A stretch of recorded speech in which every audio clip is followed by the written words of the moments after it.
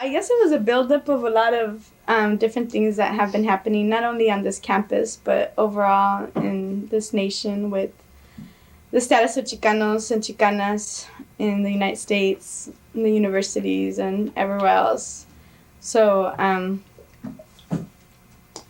guess I can run down, like, since my freshman year, so many things have happened. The closing down of the Office of Chicano Affairs, and then with all the threats with the budget cuts to the ethnic centers and just these attacks on the theme houses on the ethnic centers and everything else, and then the laying off of Cecilia Burciaga.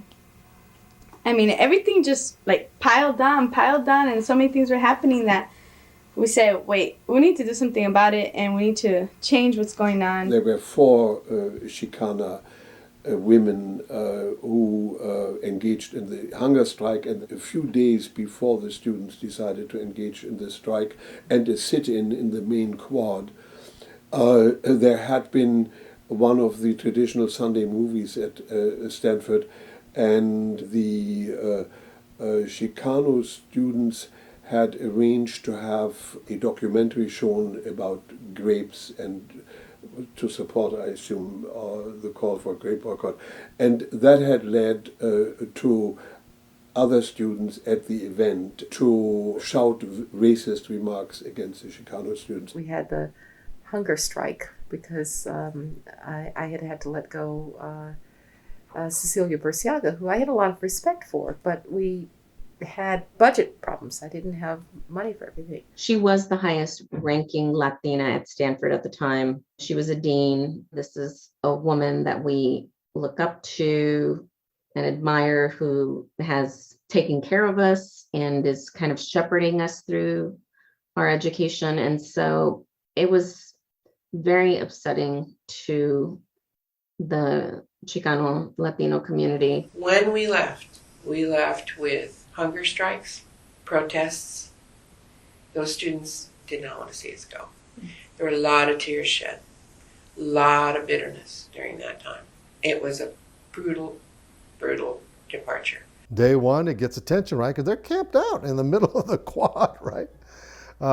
Day two, the university is starting to pay attention because it's starting to get press. The university doesn't like this kind of press.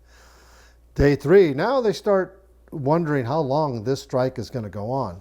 And now, during the day, there's dozens, if not hundreds of students that are mobilizing support across groups. So Asian American, African American, white progressive organizations of students and faculty and staff. They put forward four demands. One of them was that a new job should be found for Cecilia Burciaga. The second demand was Chicano academic department, and the third was a grape boycott on the entire campus.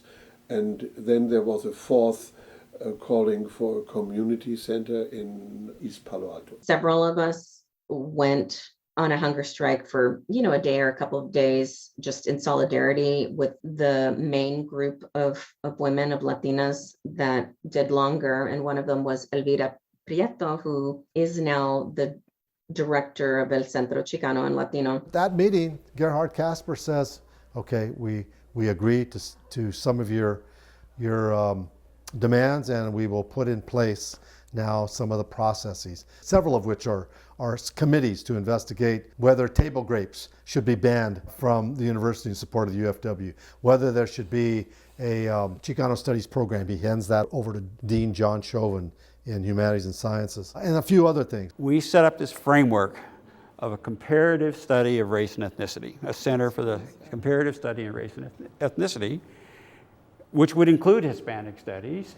Well, that satisfied them. The hunger strike was called off, and actually it's turned out to be a great program. So there was a direct creation of CSRE thanks to these events in the Faculty Senate, Concerned Students for Asian American Studies, and the Latino Studies hunger strike. We have a responsibility to those ancestors of ours to make sure that those dreams that they had, that vision they had, is fulfilled. We can't just, It may be 20 years, 20, 30, 20, 20 years later from the, the Chicano movement that people think is dead, but it's not dead. We're here and we're living and we're the Chicano movement.